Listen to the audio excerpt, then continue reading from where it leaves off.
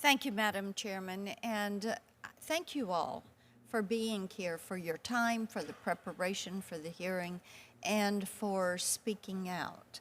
I think one of the things that has been so troubling to many of us is to see what took place on college campuses, and they seemed to pay no price. There was no penalty. There was no corrective action. And I appreciated, Ms. Cohab, your listing of the schools that were doing things wrong. And you said, how much time do you have? Because the list goes on and on. Now, the Anti-Defamation League has said that Vanderbilt University gets an A for fighting anti-Semitic activity, for being neutral, institutionally neutral, and for supporting free speech. And being from Tennessee, we recognize and appreciate that good work that Vanderbilt University is doing to keep students safe and to encourage robust, respectful debate. And my hope is that we will see some of these elite universities turn to that and appreciate that. You know, this nation has stayed strong and free because we have allowed free speech in the public square. And to see what has taken place on some of these campuses. I think a mom I talked to who had a child at one of these elite universities said it best.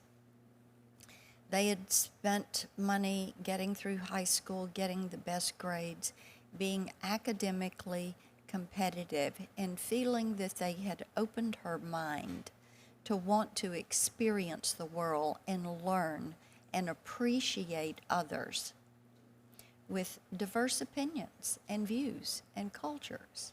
And they sent her to school, and every time she came home, they noticed it seemed to be her worldview was narrowing.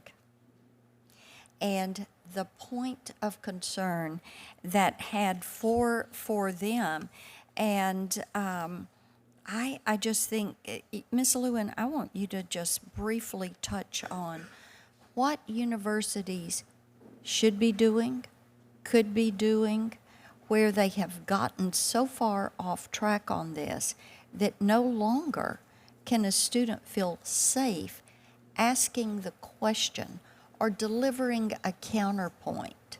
So I'll give it to you, and you can use that time to tell the story you wanted to tell with Ms. Britt. Thank you very much.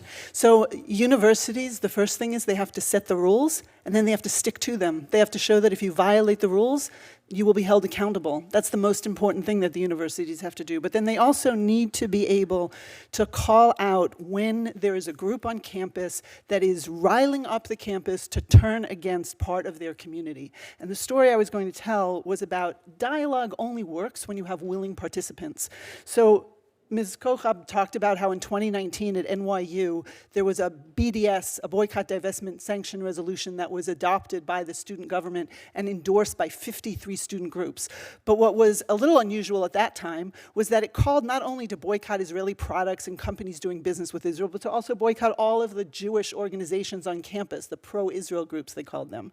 And you had then 53 student orgs that were saying, we're not going to engage with these Jewish students, we're not going to co-sponsor events with them or do projects with them.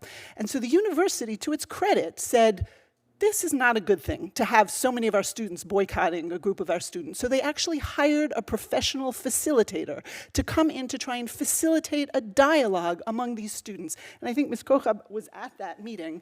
And so you had all these students who showed up, and the facilitator explained, we're not here, this is not a debate. We're not here to try and convince somebody I'm right, you're wrong. We're just going to go around the room and respectfully listen to one another. And what was supposed to be a 1.5-hour dialogue turned into a 2.5-hour discussion about whether the anti-Zionists would even talk to the Zionists.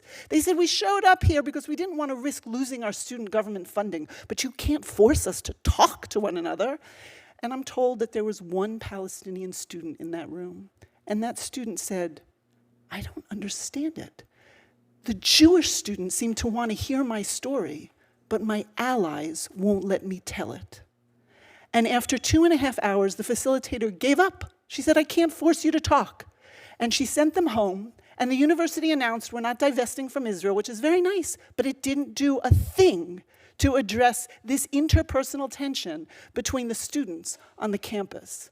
Universities have to recognize that that's what's happening on the campus, the ostracizing, the marginalizing, the shunning of Jews, and they have to start addressing that. Thank you. Thank you so much. Senator Hawley?